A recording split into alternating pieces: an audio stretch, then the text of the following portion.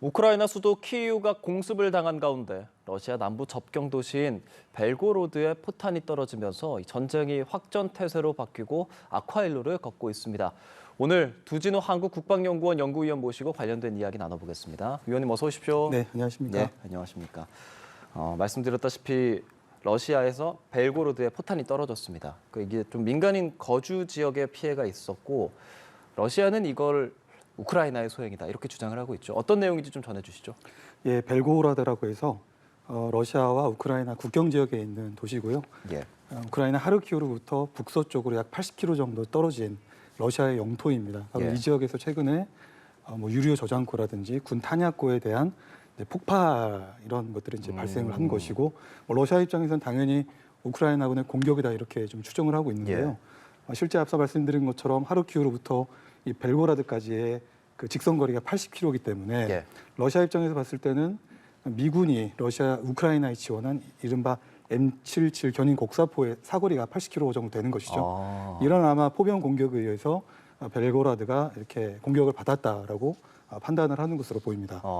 이에 대해서 우크라이나가 어떤 입장을 내놓는지도 좀 궁금해서 봤더니 대통령실 보좌관은 러시아가 발사한 미사일이 잘못 떨어진 거다라고 주장을 했어요. 우크라이나는 이 공격들에 대해서 한 번도 좀 인정을 한 적이 없는 거죠? 직접적으로 인정을 하지는 않았지만 이렇게 간접적으로 또 인정을 하는 가운데서 러시아가 발사한 미사일의 기능이 저하돼서 결국은 러시아가 쏜 그 미사일이 자국의 영토로 러시아 영토로 떨어졌다는 식으로 냉소적으로 또 러시아를 이렇게 굴욕감을 주고 있는 고도의 정보전, 심리전을 하고 있다 이렇게 좀 볼 수가 있습니다. 우리가 한 게 아니다라는 걸 말하는 것과 동시에 러시아 너네가 쏜 게 잘못 쏜 거다까지 말을 무능력한 한다는 것들을 거군요. 이렇게 동시에 또 효과를 주고 있는 것입니다. 아까 전에 그 곡사포 얘기를 해주셨잖아요. 80km. 근데 미국이나 서방은 러시아 본토를 공격하는 것에 좀 부정적이지 않습니까? 예, 매우 부정적인 입장이고 그래서 우크라이나는 뭐 지대공 미사일이라든지 하이마스와 같은 보다 더 공격력을 갖춘 이런 무기들을 지속적으로 요구를 하고 있는데 그런 부분에서 러시아 본토에 대한 공격이 또 예상할 수 없는 확전으로 발생되는 것에 대해서 또 미국과 나토의 우려도 있는 것도 현실입니다. 이런 상황에서 러시아는 우크라이나가 했다고 주장을 하고 있고 러시아의 코미디언 2명이 우크라이나 러시아 주재했던 미국 대사를 사칭해서 전화를 해서 이거 누가 한 거야 물어봤더니 우크라이나가 한 거다 이렇게 말했다. 그러니까 그 장단 전화가 통했다라는 보도가 있었어요. 이거 어떻게 된 겁니까? 실제 이제 그게 외신들을 통해서 이렇게 좀 보도가 됐고요. 그 영상이 러시아판 유튜브라고 하는 루튜브에 이렇게 좀 탑재가 된 것이 사실관계입니다. 실제 그 내용을 보면 우크라이나 외무장관도 벨고라든지 크림대교에 대한 그런 공격이 있었다면 우리라고 말할 수가 있다라고 이렇게 우크라이나의 소행인 것처럼 그래서 뭐 자백이라는 표현을 이렇게 이제 쓰고 있는데 이렇게 좀 이제 밝혔던 것입니다. 그래서 그 러시아 코미디언으로 밝혀졌는데 이들이 사칭했던 인사가 2012년부터 14년까지 바로 주로 미 대사를 역임했던 맥폴이라고 하는 매우 유명한 정치학자입니다. 이제 이 사람을 사칭해서 하다 보니까 우크라이나 외무장관도 이렇게 넘어간 것이 아닌가 이렇게 생각이 됩니다. 사칭을 어떻게 했길래 그렇게까지 외무장관이 넘어갔는지도 궁금한데 이렇게 우크라이나가 한 일이라고 드러나게 될 수도 있는 부분이지 않습니까? 외무장관이 좀 비판을 받지는 않습니까? 아직까지 뭐 비판에 대한 것들은 나오고 있지는 않지만 글쎄요 지금까지 우크라이나가 러시아를 상대로 하고 있는 여러 가지 뭐 정보전, 심리전 이런 모습을 봤을 때는 나름대로 의도적인 모습도 이렇게 좀 있지 않는가 생각이 됩니다. 그 전화 통화에서의 내용을 보니까 우리의 가까운 동맹인 미국, 영국과 함께 우리는 남부 지역에서 반격을 준비하고 있다라는 언급을 했더라고요. 이 부분이 그러면 정말 이제 좀 반격이 진행되는구나라고 생각할 수 있는 여지가 있겠습니까? 실제 우크라이나가 말씀하신 반격 작전으로 전환된 것은 사실 지난 7월 이후부터고요. 그래서 왜 지난 9월 10일에 러시아군이 중요하게 생각하고 있는 하르키우에서 철수를 했던 일이 있는데 그 이에 앞서가지고 우크라이나군은 바로 남부 지역에 약 100만 명에 해당되는 군사력을 집중을 시켜가지고 헤르손이라든지 자포리지자 지역을 수복하겠다 이렇게 밝혔지만 결과적으로 상대적으로 또 하르키우 지역에 전투력을 집중시키면서 러시아군을 격퇴를 시킨 것입니다. 일종의 기만 작전을 했던 것이고 지금은 하르키우에서의 충분한 또 성과를 달성을 했고 그래서 지금의 우크라이나군은 헤르손이라든지 자포리지아 지역에서 수복 지역을 넓혀가고 있는 모습으로 이렇게 볼 수가 있고요. 최근까지 한 600여 개 이상의 마을을 수복한 것으로 볼 수가 있습니다. 이런 상황에서 국제적 관심 가장 좀 집중이 되는 건 푸틴 대통령이 자국 영토가 공격받으면 핵무기를 쓸 수 있다는 식의 이야기까지 하지 않았습니까? 지금 이런 상황이 쭉 이어간다면 핵 보복에 대한 위기감도 커지지 않겠습니까? 네, 실제로 벨고라드에 대한 공격 그리고 지난 10월 8일이죠. 크림대교가 공격을 받아서 기능을 못할 정도 내년 전반기나 돼야 이것이 정상적인 기능 발휘를 할 수 있게 수리가 된다고 하는 이런 사실관계들을 봤을 때 사실 그 자체가 러시아가 주장하고 있는 핵 정책에 핵무기를 사용할 수 있는 조건을 일정 부분을 충족을 할 수 있는 것입니다. 그렇지만 핵무기가 불러올 여러 가지 후폭풍이 엄청나고 정치적 결단이 필요한 부분이고 그렇죠. 2차 세계대전 이후에 사실상 국제사회에서 핵무기는 사용하지 않는 이런 무기들로 인식이 되어 왔던 부분들이 있기 때문에 그런 측면에서 러시아도 굉장히 부담을 느낄 것입니다. 근데 이 전쟁이 발발한 것부터 지금까지 쭉 이어온 것들 수많은 상황에서 일반적인 전문가들의 예측이 많이 벗어날 정도로 사실은 상식 밖의 이 상황들이 많이 생겨나지 않았습니까? 가능성 어느 정도로 보세요? 핵 무기를 사용하게 될? 글쎄요, 이제 핵무기에 대한 사용 가능성은 철저하게 푸틴 대통령 개인의 결심의 영역이라고 생각이 됩니다.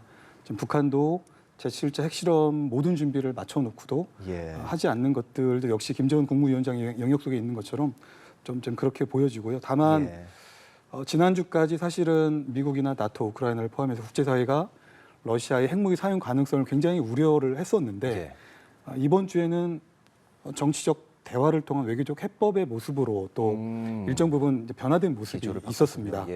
그런데 최근에 이제 나토의 모습은 다음 주부터죠. 10월 말까지 미국을 포함한 나토 회원국 약 15개국이 참여하는 이른바 스테드패스트 눈이라고 하는 핵 억제 훈련을 예고한 상태입니다. 이에 앞서서 러시아는 러시아대로 지난 10월 13일에 야루스라고 하는 지상 발사 ICBM을 이런 훈련을 했다라고 또 밝히면서 다시 한번 이런 상호 간에 서방과 러시아 간의 핵태세의 위험이 군사적 그런 긴장이 고조되는 것이 아닌가 이렇게 좀 보입니다. 말씀하신 것처럼 이제 야르스 러시아는 그런 훈련을 할 예정이고 핵 전쟁 훈련인 그롬이 시행될 가능성도 있다고요? 네, 그롬이라고 하는 것은 우리말로 뭐 천둥, 우레 이런 의미를 갖고 있는 것인데요. 러시아는 연례적으로 이런 전략 자산들에 대한 전개 훈련들을 지속적으로 해왔던 것인데 지금 만약에 그롬이라는 훈련을 한다는 것은 러시아가 우크라이나를 침공한 상황에 비춰봤을 때 그냥 간단한 일은 아니다라고 생각이 됩니다. 더군다나 다음 주부터 나토가 바로 스테드패스트 눈이라는 훈련을 핵 억지 훈련을 예고한 상태이기 때문에 이에 대한 대응 차원에서 또 러시아의 이 그롬의 훈련이 갖는 의미가 남다를 거라고 생각이 되고요. 러시아는 참고로 러시아판 삼축 체계라는 게 있습니다. 지상에서 발사할 수 있는 ICBM, SLBM이라고 하는 잠수함, 탄도미사일, 그리고 투플루프 계열들이죠. 전략 폭격기, 공중 자산에 탑재할 수 있는 이런 지상, 공중, 해상의 이제 시스템들을 다 갖춰놓고 있는데 아마도 이러한 전략들이 스테드패스트 눈이라고 하는 훈련에 대응해서 그롬 훈련 계기에 다 전개되지 않을까 이렇게 예상을 해봅니다. 그게 나토가 이제 그 말씀하신 것처럼 핵 억지 훈련을 할 거고 거기에 B-52도 들어오게 되고요.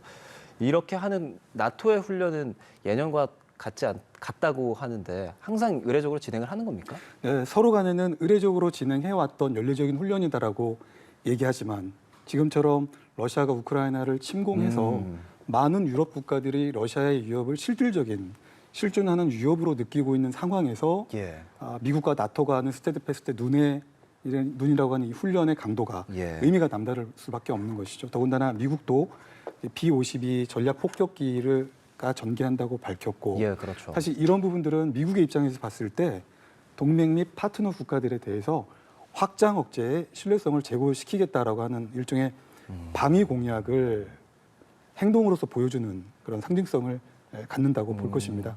어떻습니까? 그런 훈련들이 러시아로 하여금 행동이나 생각의 변화를 불러올 수 있을 거라고 보십니까? 러시아의 어떤 핵태세가 결코 낮아질 거라고 보지는 않고요. 러시아 또한 미국과 나토의 그런 강도에 비례해서 그에 상응하는 일종의 그로움 훈련을 통해서 예. 자산들을 전개를 하고 무력 시위를 할 것이다. 예. 이렇게 전망해 봅니다. 러시아와 나토는 연례적으로 진행하는 행사라고 훈련이라고 이야기를 하지만 사실은 서로를 계속 견제하고 있다 이렇게 보면 되겠죠. 그렇습니다. 예. 네. 지금 러시아가 우크라이나의 수도 키이우를 공습했고 거기 현지 이제 피해들이 좀 생겨났고 그런 상황에서 그걸 계기로 좀 우크라이나 전의 성격이나 좀 그런 것들이 전환점을 맞았다라는 평가도 있습니다. 이런 분석은 어떤 배경에서 나오는 걸까요? 최근 이제 러시아가 키이우를 비롯해서 뭐 르비우라든지 하르키우를 포함한 우크라이나 전역에 대해서 예. 미사일 공격을 다시 감행을 한 것이죠. 그렇죠. 이 자체로 전환점이라고 볼 수 있지만 이 전환점이 오기 전에 선행 사건들을 또한 주목해 볼 필요가 있는데 예. 크림 대교 그것이 크림 대교의 공격이 있었고요.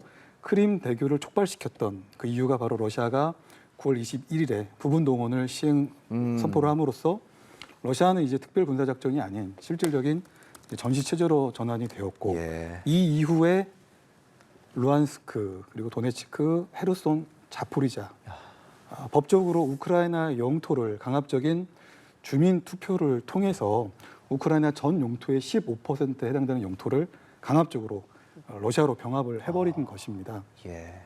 이런 전반적인 것들에 영향을 미쳐서 우크라이나도로 어떻게 보면 지난 2014년 러시아가 크림을 병합한 이후 우크라이나에 대한 이 푸틴 대통령의 어떤 제국주의적 야망의 예. 상징과도 같은 이 크림 대교에 대해서 그렇죠. 공격을 한 것이고 또 그에 대한 보복 공격으로 러시아가 바로 키우를 비롯한 우크라이나 전역에 미사일 공격을 감행한 것입니다. 그 크림 대교를 파괴했다는 게 푸틴 대통령으로 하여금 상당한 자존심의 상처를 입혔다라고 하던데 맞습니까? 예, 그렇게 보는 게 맞고요.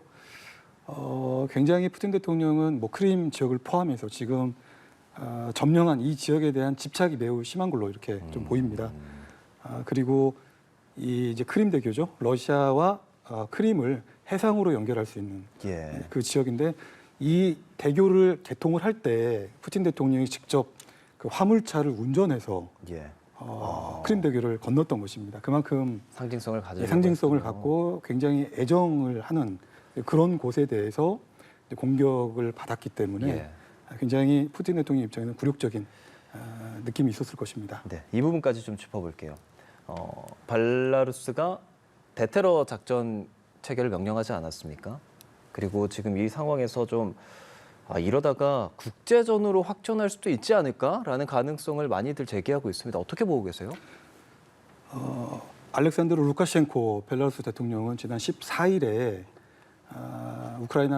벨라루스 전역에 대테러 작전 체제를 적용하겠다라고 예. 밝혔습니다. 그 이후로 인접해 있는 국가들이 벨라루스의 특정 지역에 대해서 도발을 계획을 하고 있다. 심지어 벨라루스 내부적으로 일종의 테러 세력들을 조직을 예. 함으로써 벨라루스에 대한 사보타지를 계획을 하고 있는 그런 위험들이 있기 때문에 대테러 작전 체제로 국가의 시스템을 전환시키겠다라고 예. 밝혔습니다. 그런데 이에 앞서서 푸틴 대통령과 루카셴코 대통령은 양자회담을 통해서 지난 10월 10일에 벨라루스와 우크라이나에 인접한 국경 지역에 러시아 벨라루스 연합군을 배치하겠다고 이제 밝혔던 것입니다. 아마도 이런 지점에서 테러 작전 그 체제 그 사실보다는 러시아 벨라루스 연합군이 벨라루스와 우크라이나 국경 지역에 배치되는 그것을 보다 엄중하게 이렇게 좀 바라보는 것이 아닌가 이렇게 평가할 수가 있는 것이고요. 예.